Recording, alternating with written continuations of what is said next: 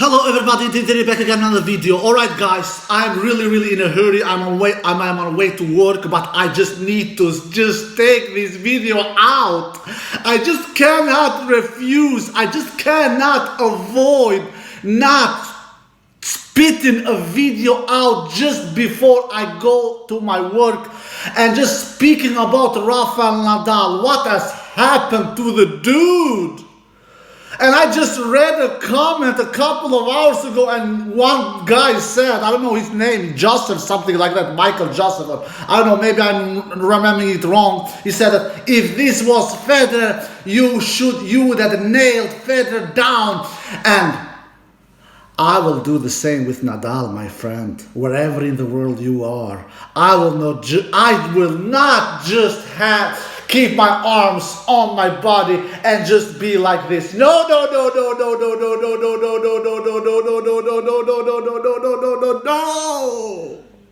I'm coming, baby, I'm coming. Rafael Nadal, the last 3 matches that he's played, he has been totally horrible. US Open against Francis Tiafoe, he looked just horrible, especially in that last 4th set where he lost 6-3. He looked completely out of shape physically. He could barely move. I remember that last 4th set against Francis Tiafoe, and his stamina was just really downtown Chinatown. And the same thing happened against Tommy Paul in Paris a couple of weeks ago, where he lost. This was even worse. Against Tommy Paul, which he lost in 3 sets. He lost the 3rd set 6-1 after winning the 1st set and then losing the 2nd, and then lost the 3rd set, Rafael Nadal against Tommy Paul 6-1. To his excuse there, I heard that he was sick. He had some kind of a stomach problem. So that is not an excuse. He lost fair and square, but he at least was not physically 100% in shape. Rafael Nadal against Tommy Paul a couple of weeks ago in Paris. Fast forward yesterday against Taylor Fritz. He got overpowered. Oh, baby. Oh, yeah, he got really overpowered. Taylor Fritz was hammering that ball. He was clubbing that ball like it was, I don't know, like it was just, he just was hitting those heavy blows, forehand and backhand, especially with his backhand wing, Taylor Fritz, like he has never done anything else in his entire life. And now I want to come to some of you guys. Yeah, I'm coming to you too. I'm coming to you too. When I was giving Taylor Fritz credit back in time, 4, 5, 6 months ago in Indian Wells final, and I said that Rafael Nadal, he did his absolutely best against Taylor Fritz in that Indian Wells final. He didn't show in the 1st set. I remember exactly. If you don't remember, go back and watch that video I did 5, 6 months ago. I said Rafael Nadal, he showed injury signs in the 1st set against Taylor Fritz with his ribs, but not after taking those painkillers. In the 2nd set, he actually didn't show any big injury signs because those painkillers started to go in his blood and was helping him not feeling deadly pain. And he actually was moving pretty good. But Taylor Fritz played brutal good tennis and won that 2nd set, I remember, in a tiebreak, and won that Indian Wells final in straight sets. And in Wimbledon, we all know that Taylor Fritz had all the chances in the world to take down Rafael Nadal in that quarterfinal early this year. So, to be quite honest, Taylor Fritz has only been a few points away of being 3-0 in the head-to-head against Rafael Nadal. Only few points away. He defeated him in the Wells. He defeated him in Turin, and he almost defeated him in Wimbledon a couple months ago. We all know that that match went to 5 sets, and Rafael Nadal barely won that match. So you who have said to me 6 months ago, if Rafael Nadal would have been 100% healthy, he would have destroyed Taylor Fritz in that Indian Wells final. I want you to take back those words. I want you really to take back those words. But because that is not true. If you say those words again, you really don't know anything about tennis. Taylor Fritz is a bad matchup for Rafael Nadal. All the players who has good backhands are bad matchup for Rafael Nadal. Taylor Fritz, Frances Tiafoe, Tommy Paul, Novak Djokovic, to say the least. Not to forget Novak Djokovic, who is the worst kind of a bad matchup for Rafael Nadal. Rafael Nadal, what can we say about the match yesterday? Rafael Nadal didn't do a good match, especially not in the second set. The first set was a decent set. He at least didn't got his serve broken in the first set. He at least was serving. He at least was holding his serve in the first set and went toe to toe with Taylor Fritz until a tiebreak. Even though Rafael Nadal was the worst player in the first set as well, Taylor had 3 breakpoint opportunities in the first set. Couldn't convert any of them. Rafael Nadal didn't have one single breakpoint opportunity to break Taylor Fritz's huge serve. Neither the first set, neither the second set. Taylor had 3 in the first set, couldn't convert in any of them, and then they went to tiebreak. And Taylor Fritz, if I remember correctly, won that tiebreak 7-4 or 7-5, something like that. And then in the second set, Taylor Fritz, he just decided, I am pushing this gas pedal, I am just running away from Rafael Nadal, and I'm giving him a breadstick, exactly like Tommy Paul did in Paris, and won that second set 6-1 with brutal serving, brutal hitting from the baseline, both forehand and backhand. Was hitting the ball hard, was hitting the ball flat, was hitting the ball big, and was returning good. Rafael Nadal, why is he so weak indoors? Didn't I explain a couple of days ago when I did my preview? I had Rafael Nadal on my 4th place. I had him, but I didn't have him with big confidence. This is not a knockout tournament system, this ATP Finals. You still have a chance despite losing, so now Rafael Nadal still can come through. But why didn't I have him? Why I had him on the 4th place and I was really not confident at all. Why?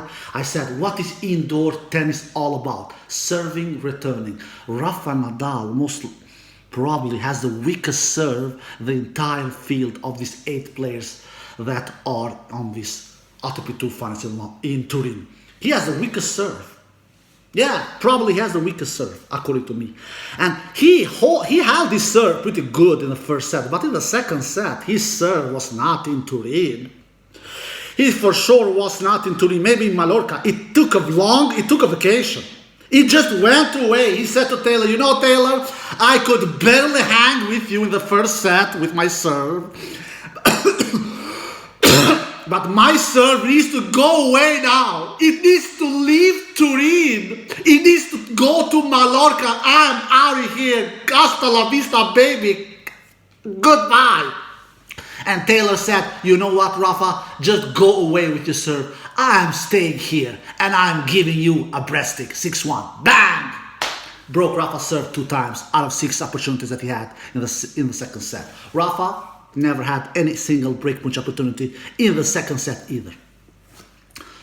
And Rafa's serve it was not only Rafa's serve that went away, it was everything in his game. His forehand, his backhand. He did a lot of unforced errors. Rafael Nadal. The majority of them, they came in the second set. In total, Rafa did 22 unforced errors in the entire match, and trust me, majority of them, they came in the second set. And he did only 18 winners. So Rafael Nadal does 4 more unforced errors than winners.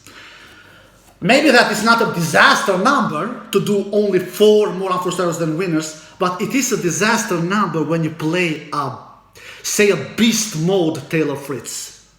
Taylor Fritz barely knew how to miss, especially considering how hard he was hitting the ball. He did 23 winners and only 10 unforced errors, Taylor Fritz. So he does 13 more winners and unforced errors. And when your opponent does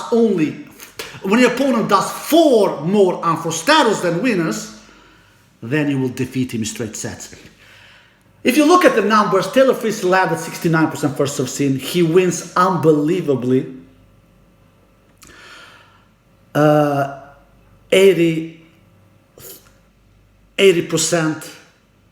of the points behind his first serve. 80%, Taylor Fritz. And 78% of the points he wins behind his second serve. He wins almost as equal of points both behind second serve and first serve. So Taylor Fritz, he didn't give a damn if he missed the first serve, because he was thinking Rafael Nadal is not returning really good. I will win the points behind my second serve as well. He didn't panic when he missed the first serve. He was winning the points behind second serve as well. Or what do you think? Winning points behind second serve, 78%. Rafael Nadal, he landed 71% behind his first serve, so a little more landing first serves than Taylor Fritz, which landed 69. But he won 76% of the first points won, 76%. Taylor did a better job with 80% winning points behind his first serve. But the main difference here, Rafael Nadal, when he was forced to use his second serve, he was only winning 40% behind his second serve. Compare that with Taylor Fritz, who won 78% behind his second serve. So Rafael Nadal won less points behind his first serve, 76%, than Taylor Fritz did winning points behind his second serve, 78%. So you can see that Taylor Fritz was dominating Rafael Nadal in all departments of the game. Winning points behind first serve, winning points behind second serve, doing more winners than Rafael Nadal, doing less unforced errors than Rafael Nadal. He just completely, more or less, outplayed Rafael Nadal, especially in the second set. All in all, Taylor Fritz wins 70 points in the entire match, and Rafael Nadal wins 57 points the entire match. So Taylor Fritz wins 13 more points than Rafael Nadal the entire match. Big congratulations to Taylor Fritz. He's playing his first ever ATP Tour Finals. This was his first ever match, and he did it with really superior performance and a lot of help from Rafael Nadal, who was extremely weak, especially in the second set, with bad returning, bad serving, bad forehand game, bad backhand game, you name it. He didn't have any answer. Taylor Fritz just outpowered him. Taylor Fritz was hitting the ball so big, so flat, so hard, so deep. Rafael Nadal just was so stressed. Rafael Nadal was just... Taylor Fritz took all the time away from Rafael Nadal, and that's why Rafael Nadal has never been a great indoor player, because the conditions are so fast, the ball bounces so low, so he doesn't do damage with his RPM on the ball with his high topspin, which he can do on clay and outdoor conditions where the ball bounces much higher. On these indoor conditions, Rafael Nadal is a no factor. That's why he has never won this tournament. Am I surprised Taylor Fritz won? Not much, maybe a little. I at least expected a much better Rafael Nadal in the second set, but that did never happen. Rafael Nadal, he went away to vacation. He did the Roger Federer, like Roger Federer used to do when he was playing at times, when he just completely took vacation in some sets. Rafael Nadal did the same in the second set. Look, Father Time catches up with everybody. Rafael Nadal has had a tremendous career. He has had a magical career. He has won so many titles during his career. But Father Time catches up with everybody. He's not looking sharp. He's not looking fast. He's not looking dangerous. At least not on these fast conditions. And I'm willing to say Rafael Nadal, he has won his last Grand Slam title outside the French Open. I really believe so. Even though he's much dangerous in outside conditions like Australian Open, Wimbledon and US Open. But he's still not dangerous enough to win those Grand Slam titles. But when it comes to French Open, I will never count him out as long as he plays tennis. Alright guys, I hope you did. If you did, give us a thumbs up, subscribe, and see you next time. Peace!